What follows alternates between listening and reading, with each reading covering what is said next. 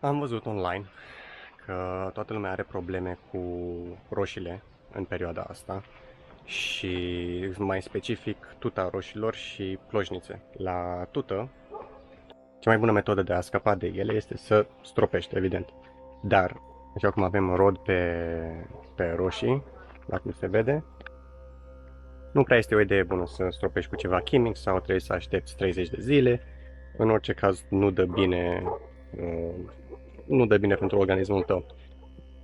Așa că am cercetat care ar fi cea mai bună și non-chimică soluție și am dat de ceva numit BT, care este Bacillus thuringiensis, care este o bacterie care se află în sol.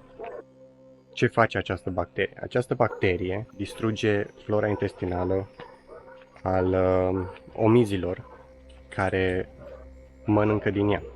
Și în felul ăsta ele încet mor de foame, că nu mai pot mânca.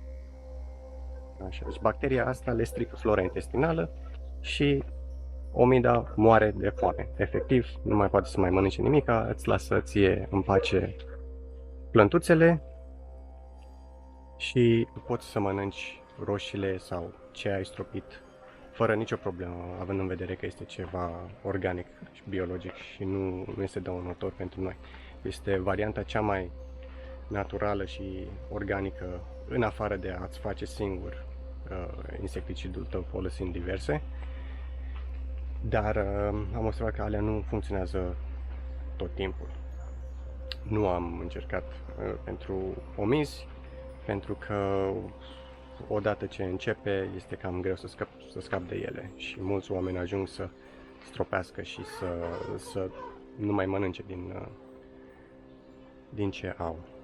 Așa că hai să vă arăt cum procedez eu cu pregătirea, stropirea, ce folosesc și cantități. Poate vă este de folos și sper să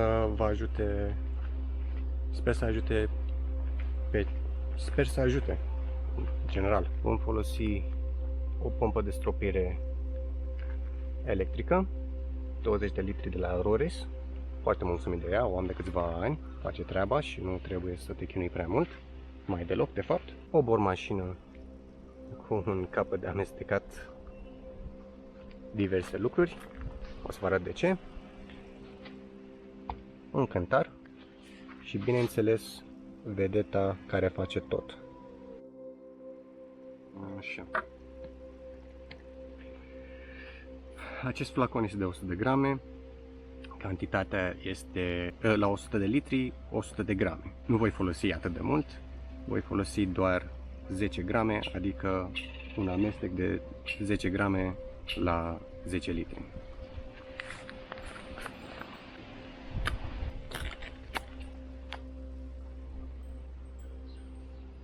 Așa. Aici, cam în căpăcel aproape, avem 10 grame. Pregătit aici avem și 10 litri. Avem 10 litri de apă, care am pregătit dinainte, am măsurat. Și vom adăuga bactospinul înăuntru.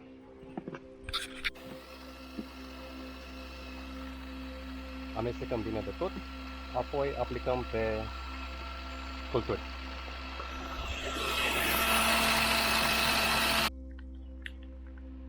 Așa.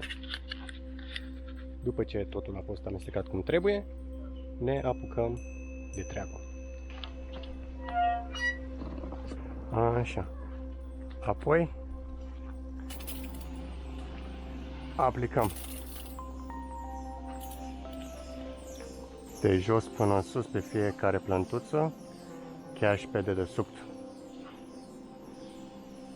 pentru că niciodată nu știi pe unde ajung.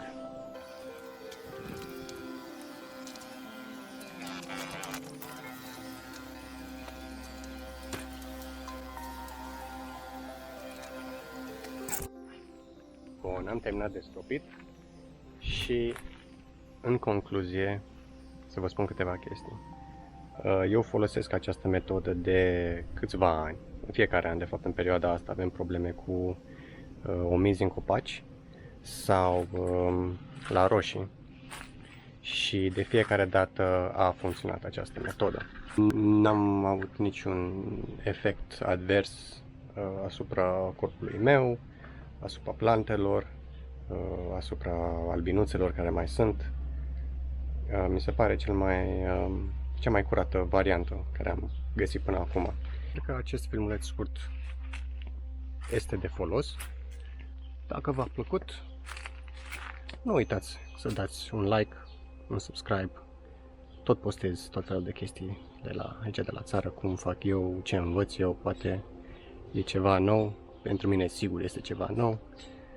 Poate și pentru voi este ceva nou și ne putem ajuta unul pe celălalt. Să ne vedem cu bine. Până atunci, spor la treabă!